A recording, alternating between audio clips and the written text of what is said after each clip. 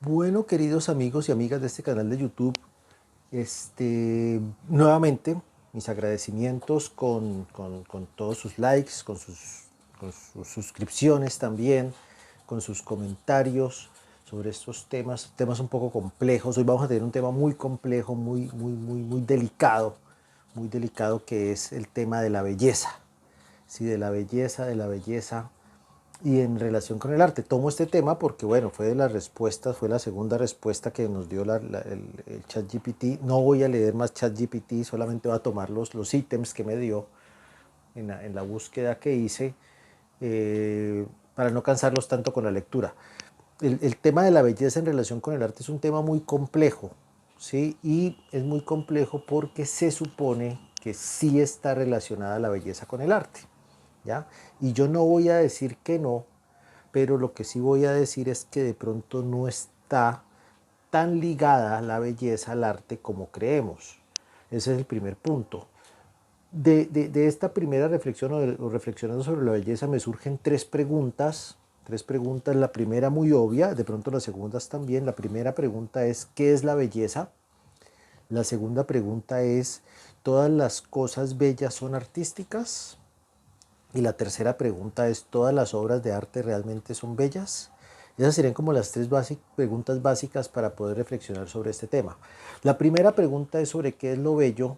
Es una pregunta muy antigua, y recuerdo que hay un texto, un diálogo platónico o pseudoplatónico. Hay una discusión si es realmente platónico, o sea, originario de Platón, o de pronto una versión o una copia de algún diálogo platónico, que se conoce ese diálogo como el Hipias Mayor o de lo Bello.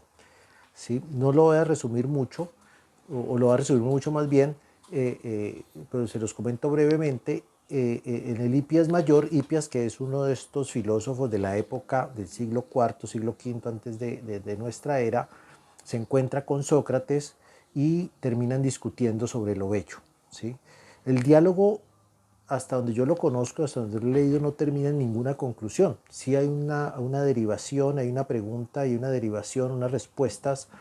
Sí, recuerdo que Hipias dice que la belleza es una mujer bella y lo refuta Sócrates, luego que una cuchara de oro y también lo refuta Sócrates. Y bueno, a cada respuesta que da Hipias, Sócrates lo refuta con argumentos y termina pues casi que concluyendo, más que concluyendo, el diálogo en sí o concluye más bien con la huida de Hipias. Cansado ya pues por las réplicas de Sócrates, pues termina es como que sale corriendo y evitando pues la discusión.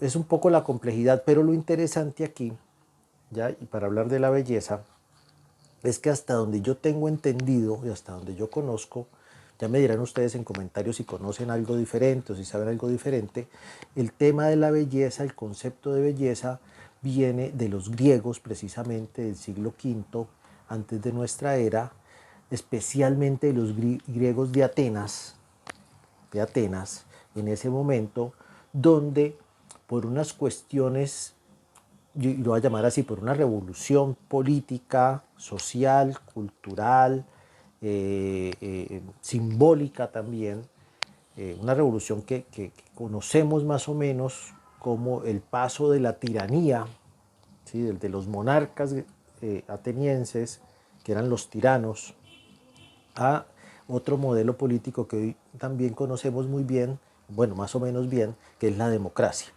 ¿Sí? Y sucede algo ahí que para mí es muy interesante. Por un lado se empieza a discutir este tema, ¿sí? No conozco textos anteriores a los textos griegos de hace ya cerca de 2500 años para hablar de la belleza. Entonces hay un origen ahí del tema, pero la cuestión básicamente es que se da en una época de revolución, de una revolución tenaz, o sea, es de pasar de lo que diga el monarca, ¿sí? de estas estructuras de poder verticales, casi que indiscutibles, a pasar a una democracia donde se supone podemos discutir y dialogar entre iguales. Curioso que en el caso de estos textos platónicos, la forma de plantear los textos es el diálogo, ¿sí? O sea, el diálogo entre iguales, entre filósofos, preguntas y contrapreguntas, respuestas y análisis y demás. Pero la cuestión básicamente es que el diálogo se vuelve una forma muy linda, además, les recomiendo muchísimo a los que no lo han leído, una manera muy linda de acercarse al conocimiento, ¿sí? Un conocimiento que se construye en ese acto de dialogar. Algo sucede con el arte ahí, ¿sí? Cuando se empiezan a preguntar sobre lo bello, los señores griegos, algo sucede con las imágenes, más que con el arte, con las imágenes. Aquí quiero ser autocrítico con la palabra arte para mí mismo, y es que una cosa son las imágenes y otra cosa es el arte, ¿sí? Voy para allá en un momentico. ¿Sí? Algo pasa con las imágenes. Se habían producido imágenes ya durante miles de años, en el momento del siglo V antes de nuestra era, en el ambiente griego, se han producido imágenes desde el periodo paleolítico. Creo que hay unas imágenes incluso que han aparecido de 50.000 años antes de nuestra era o algo así por el estilo. O sea, hay miles de años y miles de imágenes. ¿Cuál es la diferencia en el periodo griego? Las imágenes antes y muchas imágenes después, pero antes de ese momento, ese periodo griego, las imágenes cumplían ciertas funciones rituales, ciertas funciones religiosas, después derivadas de los rituales, ciertas funciones políticas, porque eran representaciones de los gobernantes, de sus hazañas, de sus poderes, ¿sí? Cumplían funciones culturales al plantearnos, digamos, cierto tipo de visión del mundo, de ciertas culturas, de ciertas comunidades humanas. Cumplían una función de comunicación también, ¿sí? Permitían el contacto entre seres humanos, y entre personas, y transmitir conocimientos, ¿sí? Y la pregunta sobre lo bello, que creo que esa es la gran diferencia que se va a dar ahí, es una pregunta que no tiene que ver con la función de la imagen, ¿sí? O sea, preguntarse sobre lo bello es sobre lo que las imágenes nos generan, nos suscitan, nos proponen, ¿sí? En términos de algo que conocemos como el placer, como el placer. O sea, esa cosa que yo estoy apreciando, esa cosa que yo estoy viendo, me genera una sensación muy agradable, una sensación de placer, ¿ya? Y el placer, hasta donde yo lo entiendo y hasta donde lo conozco, realmente no tiene ningún tipo de funcionalidad, o sea, no sirve para nada, más allá de generarnos o ser una manifestación de un estado de satisfacción, un estado de alegría, un estado de tranquilidad, ¿sí? Que tendría que ver con eso de lo bello. Entonces creo que allí hay una distancia fundamental. Lo que posiblemente pasó, lo que posiblemente pasó en ese momento y pasa después, cuando hablamos de lo bello, es que las imágenes que se empiezan a construir, ¿sí? En ese momento no tienen o no buscan realmente esa función. Por más de que sea la representación de la deidad, por decir algo, de una Afrodita o de un Apolo, ¿sí? O de una Venus o de cualquiera de los dioses griegos, lo que se busca es una manera de generar placer por la contemplación de las imágenes, ¿ya? No tanto la representación canónica de la deidad o no tanto la representación canónica del gobernante, ¿sí? Incluso casi que desaparecen por completo, quedan solamente unos pocos vestigios de representaciones de gobernantes. Cuando digo canónica es que hay un canon porque hay una cosa con la belleza, es que la belleza tiene una medida, tiene una forma, que está vinculada por lo general, esto quiero que lo tomemos muy generalmente, está vinculada al sentimiento de lo bello, desde esa época griega, está vinculada a las series matemáticas como la serie de Fibonacci, ¿sí? Y esto que conocemos como la proporción áurea y demás. ¿Cuál va a ser la relación? Bueno, tiene otros atributos en época de los griegos, del clasicismo griego, porque es casi que las imágenes del periodo clásico tienen que ser también con decoro, o sea, decorosas, que no manifiesten en exceso las emociones, ¿ya? tienen que tener una simetría, tienen que tener una composición que respondan a ese canon, a esa serie matemática. ¿Sí? Vamos a ver que, por ejemplo, en la escultura griega hay una variación del tamaño de la figura dependiendo de la proporción, de las medidas, ¿sí? Que ya se venían manejando medidas, por ejemplo, en Egipto y en Mesopotamia, pero me atrevería a decir, y con temor a equivocarme, que Egipto y Mesopotamia, por ejemplo, en el caso de los antiguos de Oriente Medio y más, estaba más pensando en la representación de deidades y gobernantes, no en generar emociones, que son dos cosas cercanas pero diferentes. En ese sentido, digamos que diría yo que los escultores griegos, para poner ese caso específico, empiezan a buscar maneras de generar más esa sensación de lo bello. ¿Sí? Por eso el canon empieza a aumentar. ¿Ya? Se pasa de un canon de 7 cabezas a uno de 7 cabezas y media, luego a uno de 8 cabezas y después a uno de 8 cabezas y media. ¿Sí? En esa búsqueda, podríamos decir formal, pero también que tiene que ver con unas proporciones matemáticas, que también tiene que ver con un tipo de emoción, que es la emoción del placer.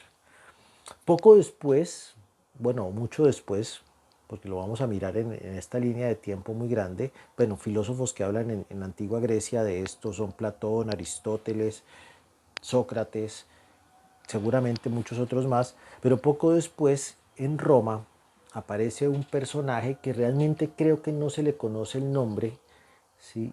Y que escribe un texto que pasa a la historia, a pesar de que el personaje no lo conocemos exactamente bien, se le conoce como pseudo Longino, porque se supone que era un tal Longino, pero no hay claridad al respecto.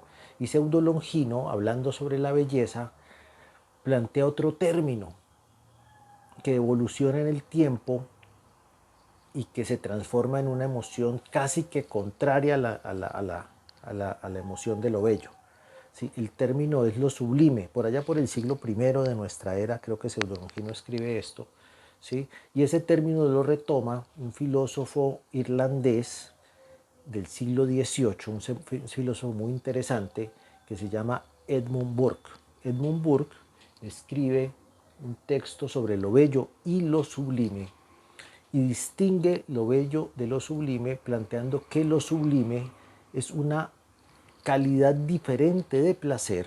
También lo ha hecho Longino en el siglo I, o sea que lo sublime es una calidad diferente de placer de lo bello, sí, pero el pseudo Longino sigue pensando en lo bello. Burke dice, no, es una calidad diferente de placer, ¿sí? Completamente diferente de placer, porque el placer de lo sublime viene de algo que no es bello o que no suscita la belleza.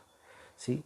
¿De dónde lo plantea Burke? Edmund Burke lo plantea como una emoción que viene de la relación o del enfrentamiento, de la confrontación con la muerte, la enfermedad, el dolor, el terror. ¿Sí? Lo que plantea, muy interesante, ¿sí? En su discusión sobre lo sublime, Edmund Burke, ¿sí? Es que hay un placer extraño, un placer diferente, que no es el placer de contemplar, por ejemplo, una obra de arte bella, ¿sí? Hay un placer, por decir algo, una flor, ¿sí? Los colores de una flor, o de una mariposa, por llamarlo de alguna manera, ¿sí? Dar algún tipo de ejemplo, sino que hay un placer que viene de cuando uno se enfrenta, es más, lo pone así, a cierta distancia, a la muerte, al dolor, a la enfermedad y al terror o al horror. ¿Ya? Esa es otra sensación diferente. Esa sensación de lo sublime también tiene que ver con el arte. Y a partir de esa sensación de lo sublime, que también después la va a trabajar Kant, casi que inmediatamente después de Burke, ¿sí? Immanuel Kant, el filósofo, digamos que alemán, eh, eh, la va a trabajar pero desde otra óptica diferente, ¿sí? Que sería como un enfrentamiento hacia lo infinitamente grande, ¿sí? Algo que no puedo imaginar del tamaño como el infinito, ¿sí? De ahí viene lo infinitamente grande, o aquello que me sobrepasa en poder y en fuerza, como el terremoto, como el huracán, como, no sé, otro tipo de tormentas, cosas pues muy fuertes, o no sé, la caída de un meteorito, cualquier cosa de estas así, extremadamente poderosas, ¿sí? Plantean otro tipo de sensación a partir de lo sublime que estaría muy presente en el arte, y que ha estado muy presente en el arte. De ahí derivó para mí otra pregunta, ¿sí? Planteando o estableciendo que existen dos sentimientos diferentes, uno el de lo bello, que sería aquello que es como más controlable, que se puede apreciar con cierta pasividad, muy apacible, ¿cómo puedes? Alegre, algo que genera un placer positivo, ¿sí? Lo otro vendría de un placer negativo, incluso Burke dice que es displacer. El placer de lo sublime es un displacer, o sea, un placer que viene de lo negativo. El placer de lo bello es un placer porque hay un goce, hay un disfrute y un goce a nivel de los sentidos, a nivel de la mente y demás, ¿sí? Entonces tiene connotaciones diferentes. A partir de eso, planteando que existen esas dos sensaciones, me pregunté hace un tiempo si todo el arte tenía que ver con lo bello. Llegué a la conclusión que no, que hay mucho del arte, ¿sí? Del arte que no es bello, muchísimo del arte que no es bello. Y me pregunté después, entonces, ¿cuándo se dio lo bello? ¿En qué momentos de la historia del arte se dio lo bello? No se los voy a decir ahora, se los digo en el siguiente video, ¿sí? Pero espero que se queden pensando. Nos vemos pronto. Chao.